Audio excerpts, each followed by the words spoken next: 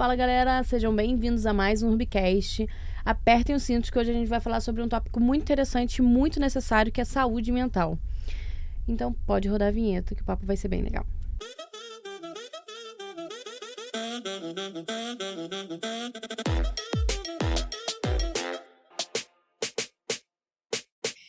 Hoje a gente vai começar um pouco diferente, vocês vão ver que eu estou com o meu celular porque eu tenho colinhas, porque muitas pessoas mandaram mensagens pra gente com perguntas sobre saúde mental. E eu vou deixar vocês se apresentarem primeiro e aí eu lanço os tópicos aqui pra vocês, tá? Pode falar. Quem eres tu? Boa tarde, gente. É prazer. Eu sou Milena, eu sou psicóloga. Uhum. Eu tenho formação na área de saúde coletiva. Uhum. E hoje eu trabalho na Vita como psicóloga assistencial e dando um apoio aí Pra a equipe. para a equipe técnica. E vocês já sabem aquela carinha linda ali que tá do lado da Milena. É Milena, né? Milena?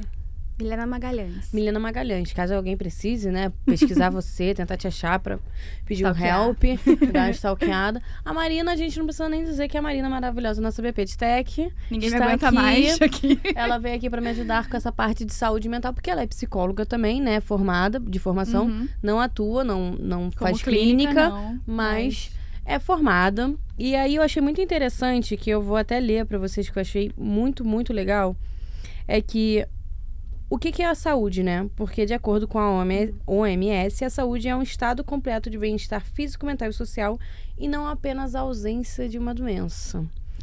E, pra mim, saúde mental é um negócio que é muito difícil de se manter, não de se conquistar, porque eu acho que a gente nasce construindo o que é saúde, o que é mentalidade, autoconhecimento, autocuidado, entre outras coisas. Mas de você manter, pra mim, eu acho que é mais difícil. Tipo quando, um exemplo bem esdrúxulo, quando você perde peso. Você perde peso, é muito simples. Você sabe que você tem que fazer dieta, você tem que fazer atividade física, um déficit calórico ali. E tá certo, descanso. E água e hidratação. Mas manter o peso, tendo noção da rotina, dos estresses, das coisas que podem acontecer, que podem te tirar daquela rotina, que fazem com que às vezes você se alimente mal, ou então deixe de fazer uma atividade física, é mais difícil do que, de fato, você focar aquele momento, aquele período para perder os pesos. Então, o que é saúde mental para vocês? Como é que a gente define, assim, saúde mental e manter a saúde mental? Eu concordo com você que acho que é um conceito super amplo e é super complexo mesmo da gente tentar uma definição, porque é isso, né? Envolve muitas coisas, tá relacionado com diversos fatores, tanto individuais quanto sociais que a gente está inserido. Mas eu acho que saúde mental é exatamente essa nossa capacidade de conseguir lidar com aquilo que é da ordem do imprevisível. A nossa vida não é linear, né? A gente tem muitas oscilações, momentos mais fáceis, momentos mais tranquilos, outros momentos muito mais difíceis.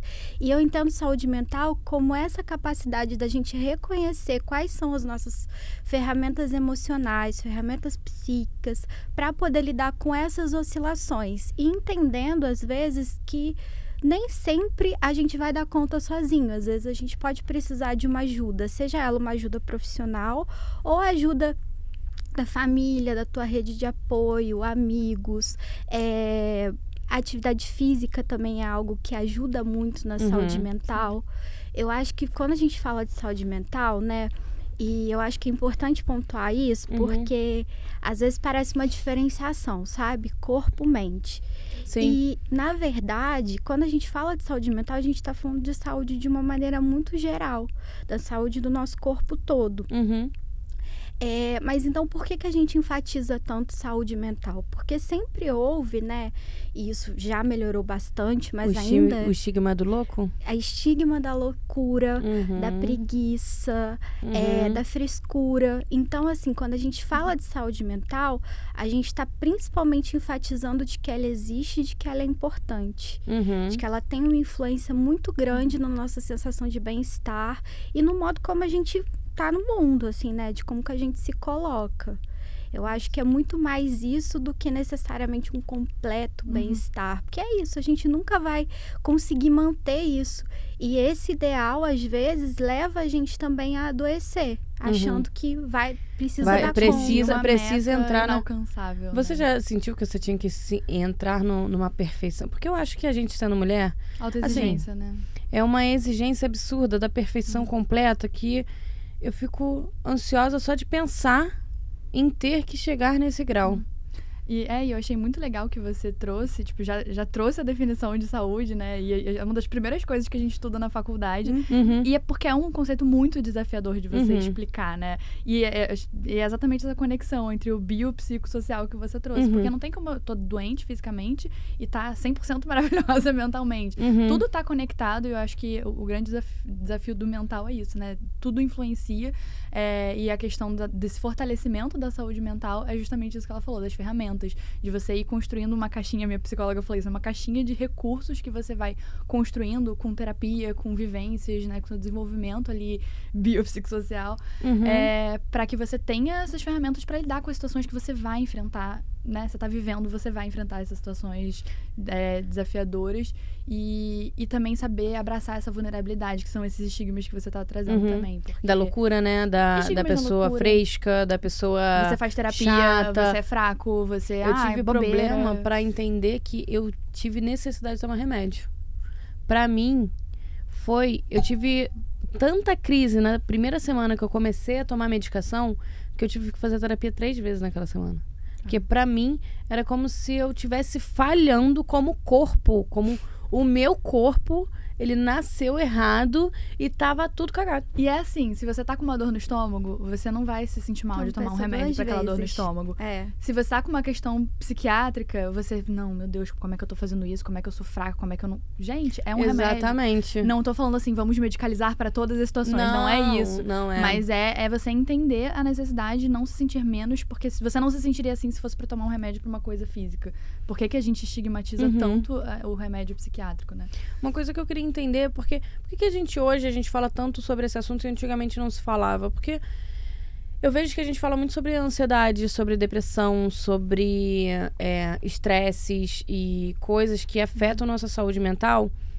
E eu não escutava minha mãe falar isso há 20 anos atrás. O que mudou que hoje a gente tá tão ansioso? Ou então antigamente existia essa ansiedade e eles só não falavam, eles só mascaravam de alguma maneira?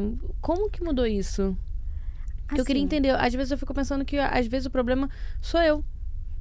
Não eu mesmo, mas as pessoas. Eu acredito que deve ter um senso comum de tipo, como é que eu não tô conseguindo lidar com isso, sabe? Meus pais passaram por... Porque a gente fala, eles passaram por guerras, passaram por doença. A gente passou por uma pandemia agora também, tá? Obrigado. Tamo aí no patamar. Mas... Como é que eles passaram, sobreviveram, ficaram tão bem? Mas será que ficaram tão bem? O que é isso. O que Tchau, é gente. ficar bem? Beijo. Exatamente. O que é ficar bem, né? Isso. O que é estar bem num contexto como esse? Assim, eu entendo e acho que essa questão que você trouxe, né? De nós mulheres, o quanto que a gente é muito mais cobrada em relação a isso, porque ao mesmo tempo que a gente tem muito mais estimulada a falar sobre os nossos sentimentos, sobre as nossas emoções, a expor as nossas vulnerabilidades, a gente também é muito mais cobrada em relação a isso, né? Muito mais levada a acreditar que o que a gente está sentindo, que a forma como a gente está se colocando é inadequada, é errada. Isso dialoga muito com, né, uma cultura machista que a gente está inserida. E trazendo para o que você trouxe agora, né, dessa sensação de que hoje a gente fala mais sobre isso, acho que isso dialoga muito com o contexto, né, neoliberal que a gente vive, em que sempre a gente é muito colocado como se todas as possibilidades estivessem nas nossas mãos e fazer dar certo só coubesse a gente. Sim! A meritocracia, é isso. Se você não chegou existe. lá é porque você não trabalhou o suficiente para É isso, aquilo, a culpa né? é tua. Se você não chegou lá, a culpa é tua. Sendo que a gente vive numa Friamente. sociedade completamente recortada por 1000 em contextos de 1000 diferenciações, né? Até por isso que a gente vem com o conceito não da igualdade, mas sim da equidade, porque é isso. Oportunidades diferentes para pessoas que vivenciaram coisas completamente diferentes. Tiveram 1000 oportunidades diferentes durante a vida. E eu acho que tem 2 pontos com relação a isso que você falou, Tami. Que é o primeiro ponto, a gente tá falando mais sobre isso, ainda bem, eu tenho muita esperança, porque eu acho que uma coisa de 20 anos, assim, meus pais não tinham esse nível de discussão de diálogo, sobre né? saúde mental, sobre essa naturalidade da terapia. Tipo, minha mãe foi fazer terapia adulta depois, sabe? Então eu tenho muita esperança nisso, eu acho que a gente tá falando muito mais sobre isso hoje. E acho que tem um segundo ponto, e isso que você falou, né, também, passaram bem com alcoolismo, com 1000 problemas psicológicos, sem tratar esses problemas. Não, tô ótimo aqui, sofrendo, né? Então, assim, eu acho que é isso. Acho que tem muito mais resistência e negação nesse estar bem. E o segundo ponto, que é as mudanças que a gente foi atravessando durante esse período. Então, isso que ela tá falando também, né, desse contexto neoliberal, reforma, né, industrial. Então, tudo que a gente... Revolução Industrial, reforma. Revolução Industrial. Então, né, a gente tem alguns contextos aí, se você vai estudar, né, socialmente, que a gente vive hoje no mundo VUCA, que é esse mundo, né, atravessado por volatilidade, por agilidade, tudo muda o tempo todo, um excesso de informação. Mas isso daí também não traz a ansiedade? Também. Eu acho que tem esse ponto. Eu acho que se a gente vai falar de uma mudança de contexto, coisas positivas, mas também traz muita coisa negativa a vida que a gente tá levando hoje em dia. A evolução da tecnologia, tipo, trouxe 1000 coisas maravilhosas, mas assim, esse excesso de informação também gera uma ansiedade na gente. Então, se tivesse uma transformação de lá pra cá que eu pudesse pontuar, seria essa. É porque a ansiedade, assim, ela é uma emoção normal e muito necessária, né? É ela que sinaliza pra gente situações de risco. É um mecanismo de defesa super importante. Mas qual que é a grande questão e por que ele se tornou, né? Nós somos hoje o segundo país mais ansioso do mundo. Sério? Junto com a depressão. Nós somos campeões nessa parte. E acho que está muito relacionado exatamente com isso, assim, né? Com um aumento, né, no nível de pressão que a gente começa a ter, com uma aceleração do tempo, em que às vezes algo que era eventos e situações que não eram aversivas começam a se tornar eventos aversivos, porque o nível de intensidade que a gente está submetido àquilo ali, a quantidade de tempo que fica submetido é tão grande que acaba que aquilo bota a gente o tempo todo num estado de alerta. A gente não tem momentos de calma, momentos de diminuir esse nível de pressão, assim. De contemplação, né? De só existir sem ter que produzir, tipo, é isso. Exatamente. Eu acho que esse assunto, ele é tão importante que a gente mandou pra galera mandar perguntas, né? Temos nada mais, nada menos do que 17 perguntas. Porque eu acho que tá todo mundo se sentindo tão ansioso, tá todo mundo se sentindo, às vezes, tão pra baixo e às vezes se culpando por estar num episódio, num período que está mais depressivo. Porque eu não sei se depressão é algo fisiológico, eu ainda não consegui entender. Se ansiedade e depressão é algo fisiológico, que é algo que muda na sua cabeça e você precisa, de fato, de vitamina ou de remédio. Ou então se são momentos que acontecem e isso é normal. É normal ou não é normal? A ansiedade, como eu disse, ela é uma emoção normal. A gente sempre vai sentir ansiedade. A grande questão é quando ela se torna patológica. Está muito relacionado com alguns parâmetros. Primeiro, intensidade. Uma ansiedade normal, né, é aquela. Vou falar aqui hoje num podcast. É claro que eu vou sentir um pouco de ansiedade, vou ficar com frio na barriga, vou ficar um pouco ansiosa com isso. Sim. Mas assim que eu terminar, que eu for para minha casa, isso acabou. Sim. Passou. A ansiedade patológica é um estado permanente. Você não consegue deixar. Você vai para casa e vai ficar revisitando tudo que falou para poder pensar, olha ali, foi ali que eu falei que não foi legal. E é sempre com valor negativo, sabe? Porque a gente, quando a gente pode ficar revisitando as coisas que a gente fala, né? Para se rever mesmo, para se repensar. Mas quando tá relacionado com uma questão de ansiedade, a gente revisita sempre para dar um valor negativo. Tipo, não deveria ter falado aquilo. Exato. Meu Deus, eu podia estar muito melhor. Como eu me portei. Alguma coisa assim. Sempre para se diminuir. Então, assim, tá relacionado com essa questão da intensidade, tá relacionado também com uma questão de qualidade, que é o quê? Quando você experimenta um estado constante de ansiedade por muito tempo, o teu modo de vivenciar, o teu modo de sentir as coisas, ele muda. Você começa a entender os eventos de uma outra perspectiva, de uma outra forma. E aí isso vira um looping, porque uma coisa vai levando a outra. A outra questão também é o tempo. Tem como sair disso? Tem, claro que tem. Sim, porque eu tô nesse looping, tá? Só pra vocês saberem. Só pra te avisar. Só pra avisar. É porque assim, você falou de uma maneira de que... porque você tá levando isso há muito tempo e aí fica um looping ali. Eu fico, gente, mas dá pra pular fora dessa corda? Com certeza. Eu acho que uma das formas mais importantes, assim, da gente pensar é de uma palavra que tá super na moda agora. Identificar nossos gatilhos. Identificar o que tá causando essa ansiedade. Por que que acontece? A gente atuar em cima da ansiedade, ela é um efeito.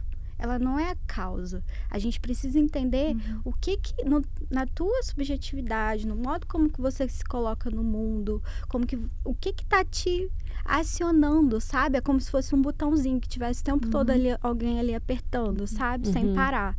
Entender esses gatilhos passa muito por um processo de autoconhecimento. Que a gente pode tanto através da psicoterapia, né, quanto também através de outras atividades. A meditação ajuda bastante. Eu diria que a atividade física tem uma relação muito positiva com o controle de ansiedade, porque ela leva a gente a diminuir esses níveis hormonais que colocam a gente nesse estado eterno de ansiedade. Então, ajuda demais. A alimentação. Será que Calma, você já tá prevendo as perguntas. Calma aí. Vamos lá. Segurar. Eu vou passar pras perguntas então, porque você já tá dando as respostas, tá dando muito spoiler. Como identificar uma crise de ansiedade? Como identificar uma crise de ansiedade? Olha, eu diria que identificar uma crise de ansiedade, quando a gente está entrando numa crise de ansiedade, talvez seja uma das coisas mais desafiadoras, porque muitas das vezes são sintomas muito difusos, assim, que pode estar relacionado com outra coisa. Por exemplo, palpitação, né? A gente pode achar que, sei lá, tá infartando, que tá tendo coisas nesse sentido. Tremor de pálpebras, sudorese, todas essas coisas.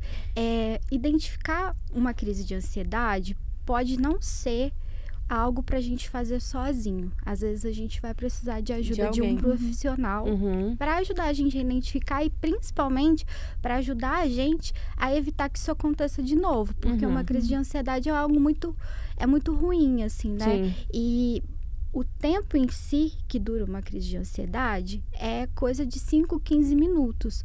Só que é como se a gente tivesse depois uma ressaca, sabe? A gente fica com uma sensação de desconforto que perdura por muito tempo. Então, assim, é um evento que se a gente conseguir identificar, entender e trabalhar preventivamente para evitar, é sempre melhor. Entendi. Vamos lá, a segunda pergunta que o pessoal fez aqui. Me sinto sem vontade de fazer nada às vezes, procrastinando. Isso é um sinal de ansiedade ou de depressão? Olha... Porque tem gente que fala que ansiedade e depressão, elas meio que caminham juntas, né? Podem andar como podem não, né? Isso, a ansiedade pode ser um dos sintomas ali que a pessoa tá vivenciando, né? Num momento ali de humor deprimido ou de ter realmente a depressão. Mas exatamente como a Mi falou, assim, a diferença entre o diagnóstico e estou vivenciando aquela emoção e isso é natural. Exemplo, né? A pessoa tá passando por um luto, terminou um relacionamento ou perdeu uma pessoa muito querida. A pessoa ela vai vivenciar um período de humor deprimido. Isso é completamente natural. Isso mas não a quer pessoa dizer que... deprimida, ela necessariamente tem que estar procrastinando, tem que estar com vontade de fazer nada? É um dos sintomas, né? Essa apatia, essa falta de vontade de fazer qualquer coisa, inclusive coisas que dão prazer pra ela, é um dos sintomas da depressão. Pra você fechar um diagnóstico de qualquer, né, transtorno que seja, você tem ali um número de sintomas que você... Perdão. Um número de sintomas, um nível de intensidade, uma qualidade... E, assim, isso depende muito da abordagem, assim, o quanto que isso, né, que você vai precisar de um apoio de um psicólogo, de um psiquiatra para fechar esse diagnóstico, mas o mais importante não é o diagnóstico, óbvio que é importante você dar atenção para isso, mas o mais importante é você realmente buscar esses recursos e pensar como eu vou tratar isso, seja uma coisa momentânea, seja um diagnóstico fechado de não, realmente tenho, enfrento isso, aceitar essa condição e realmente trabalhar, porque é um transtorno como qualquer outro, né? Como ter um problema no rim, sabe? Entendi.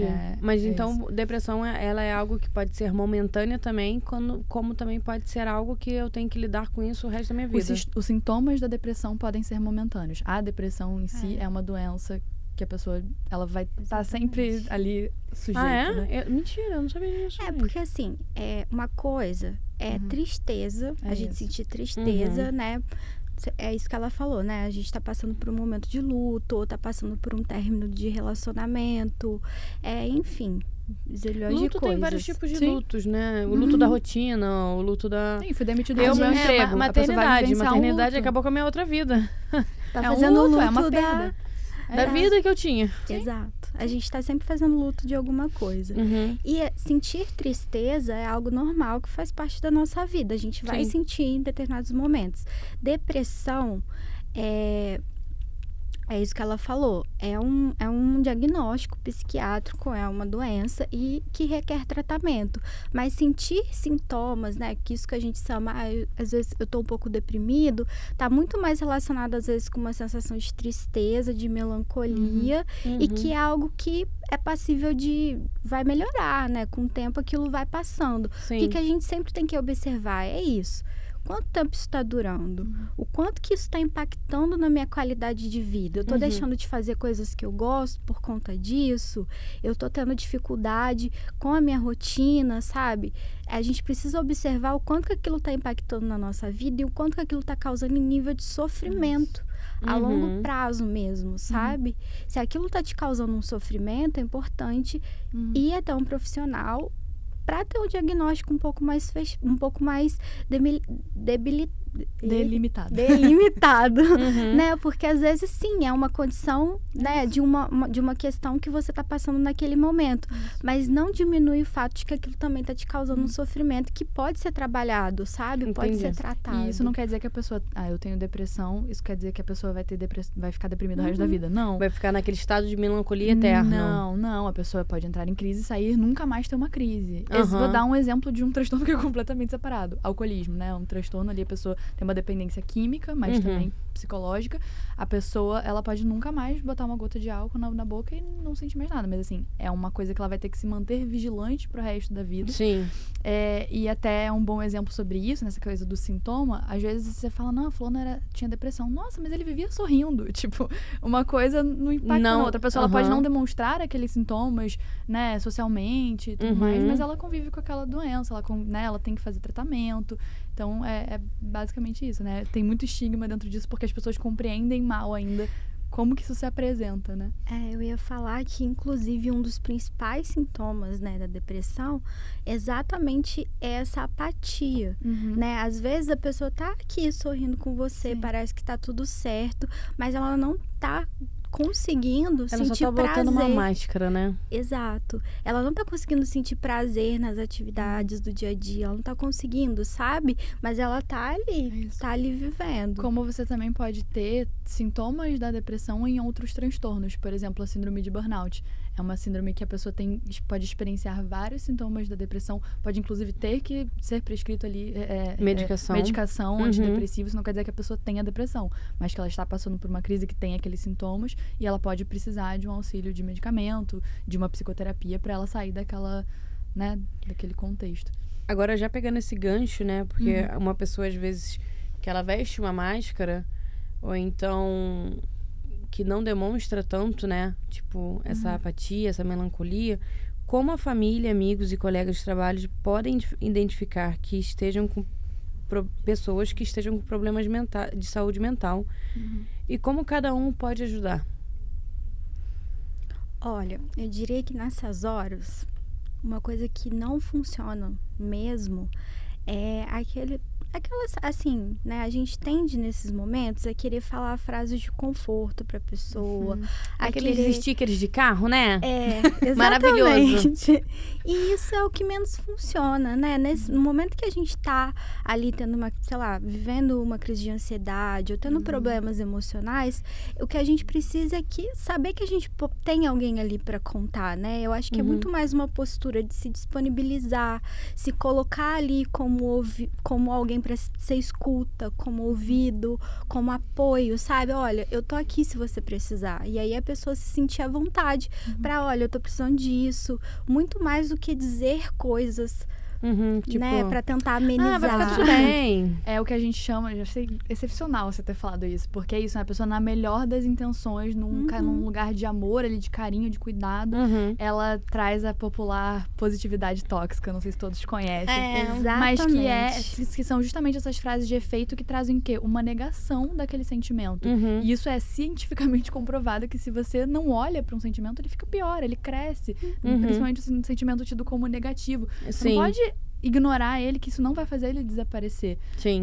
Então, é justamente trazer esse acolhimento sem o julgamento, né? Ouvir a pessoa, ela tá em sofrimento, ouve o sofrimento dela não veio do nada, sabe? Ela tem que ser ouvida, ela tem que ser acolhida. Apoia ela nesse lugar de pedido de ajuda, porque não é fácil pedir ajuda quando você tá nesse lugar. Sim. Você tá num lugar extremamente vulnerável e exige uma força absurda da pessoa de abrir, sabe? Ela tá se expondo pra você como alguém que ela confia pra te pedir ajuda. Então, a pior coisa que você pode fazer é julgar. É falar, não, isso não é nada, você tem que pensar que essa pessoa, ela tá passando pra ela o pior momento. Seja aquela hora, aquele minuto, aquele segundo. O pior momento na vida dela. E aí, ela abriu pra você essa possibilidade de você ser rede de apoio. É isso. Exato. Você falar, desvalidar o sentimento que ela tá sentindo, só vai fazer ela se sentir mais fraca e pior, e às vezes piorar até os sintomas físicos dela. E às vezes culpada, né? Por estar se sentindo dessa forma. Exatamente. Tipo, eu não deveria. E aí... Tipo, eu tô com o boleto pago, eu tenho uma casa pra viver, eu era tô exatamente isso que eu ia comendo, falar. gente, eu tenho comida na minha geladeira. E aí que entra o tal do clichê da empatia que as pessoas tanto falam. Eu ainda vou além da empatia, que é tipo, você se colocar no lugar do outro. Tem um conceito que eu gosto muito também, que é da alteridade, que é você se colocar no lugar do outro, tentando pensar na perspectiva daquela pessoa. Sim. Você nunca vai saber, porque você não é aquela pessoa, então você nunca vai saber o que é que ela está passando. Até porque a pessoa tem um histórico, né? Uma pessoa ela tem toda uma experiência, ela é outra pessoa, ela não é você. Então, o que é um sofrimento pra você? Se eu tivesse sido demitido do trabalho, eu ia estar de boa, mas fulano entrou numa crise de depressão por causa disso. Você não é a pessoa, você não sabe o que aquele trabalho representava pra ela. Então, é justamente esse lugar de tentar ao máximo, e a gente vai julgar porque a gente é ser humano e a gente tá, mas assim, tentar ao máximo não expor esse julgamento, tomar todo o cuidado na forma que você vai trocar com a pessoa, porque você não é ela e você não pode medir a vida dela com a sua régua, é basicamente isso. E, assim, fizeram uma pergunta aqui que eu achei muito interessante, e a gente já falando dessa parte de ser empático, né, de ser uma rede de apoio, eles falaram assim, como lidar com um surto de ansiedade ou psicótico de alguém, como a gente deve agir para não piorar a situação. Porque eu acredito que um surto de ansiedade e surto psicótico são diferentes. Sim, são bem diferentes. Tá. Esse surto psicótico é um problema de saúde mental? É físico? Eu não entendo muito bem o que é um surto psicótico. O surto psicótico, ele vem de uma doença que se chama esquizofrenia. Ah, tá. É uma doença bastante grave, né? Da família das doenças psiquiátricas. E o surto, eu diria que assim, para além das especificidades, né? De um surto de uma crise de ansiedade ou de um surto psicótico, qual é a função de quem está ali, né, participando e sendo rede de apoio daquela pessoa? Eu acho que principalmente entender o que aquela pessoa precisa naquele momento. Um surto psicótico não é algo que você, enquanto familiar, enquanto colega de trabalho, vai dar conta daquilo sozinho. Você vai precisar de um apoio.